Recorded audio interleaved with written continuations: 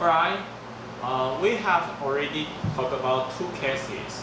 One is military system. Two is surrogate mother. And in this section, I would like to talk. Let's discuss about these two cases on a certain topic. What's the topic? Consent. Consent. In the case of military system, we say, for example, if you are a libertarian, you might say we should respect one's right, one's will, one's autonomy. So if he decides volunteer to serve in the army, so we should respect his right. Okay? And on the other hand, they oppose conscription. Why? What's the reason? Because people think against one's will. So only if we get someone's consent, we can say we should ask someone to do something. Alright, so I believe most of you might think consent is a very important element in public policy. Right? So similarly, on the other case, surrogate mother. So what you think surrogate mother, surrogacy, commercial surrogacy should be legal? You might think because if we get the consent or the permission of the surrogate mother, so she decide to borrow, to lend her body. So why not? What's wrong? Right? So you also think consent in this public policy is an important key issue. Right? So in this section, I would like to talk about consent. Then I would like to ask you, in these two cases, what are the problems in these two cases?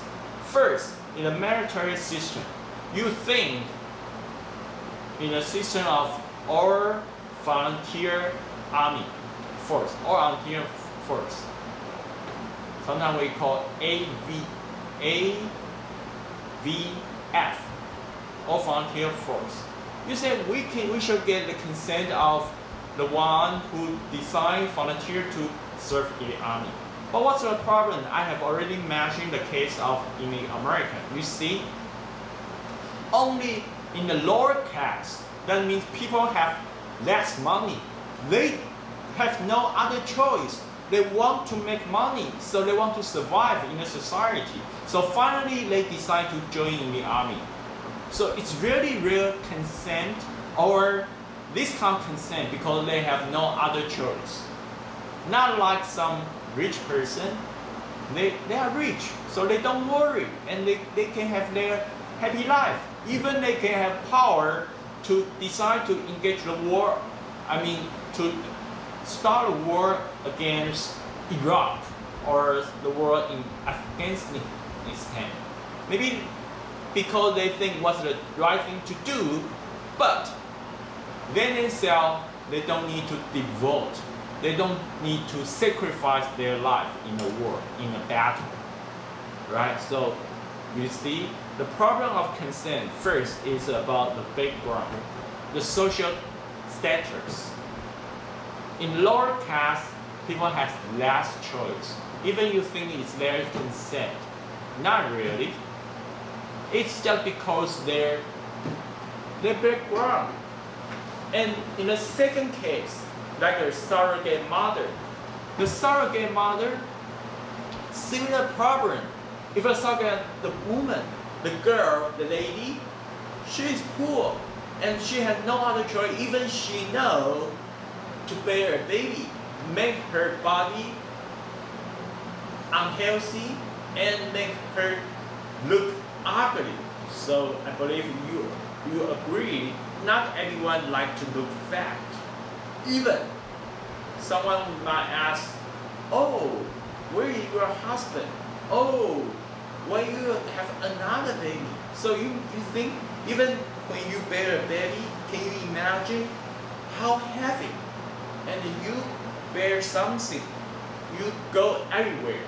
So I don't believe, I'm sorry, I mean, some people they think it's a heavy duty, but why they consent?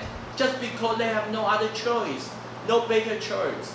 Similar justification or similar reason convict the sex worker. They have no other choice, so they have to. It's not really autonomy. Even they say they will say yes, but if you overview many people, you find this kind of person would really like to say yes to surrogacy just because, or to volunteer army just because they are poor or they have no other choice. So this is the first problem of consent.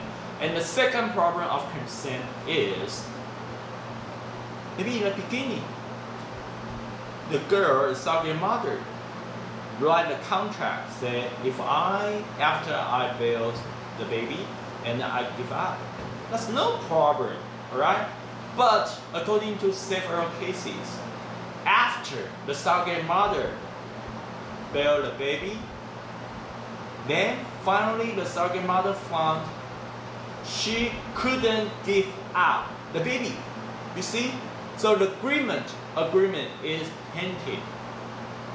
They do not know what will happen, how they will feel after they give a baby. So it's against the human nature. This is problem 2. And can you think another problem of consent? Yeah, I would like to mention. And the third point is, we don't think everything you can use consent and to transform your rights. For example, you can say, I give you my consent and you can eat me. Don't you feel it's very weird? Right? I say, alright, I give you my permission and you can, I would like to be your slave. Right? Can we? I believe most of you will think, yeah, it's not right. Some rights, something, even we say we consent, but we don't think it's right thing. It's a right thing. So I have these 3 problems of consent. One is the background. Second is, how can someone predict what the result will be, right? So we call it tainted agreement. And third, we say some rights, even get your consent with their thing is not right thing to transfer. Okay, so I don't mean focus on these 2 cases. I don't mean I want to tell you which is the right thing to do. But I know some of you might think consent is the king or the trump, and it's the trump card and the best one and the key point, the key issue. But I would like to ask you to think it over. That I say 2 problems of consent. So in this course, I think just like Michael Sandel, I don't want to tell you which is the right thing to do, but I really hope to remind you something we can reconsider, and we can to think over it. Right? So I think we will finish here, and in next section and next episode, I would like to tell you more about consent and some also about other issues. Alright? Thank you.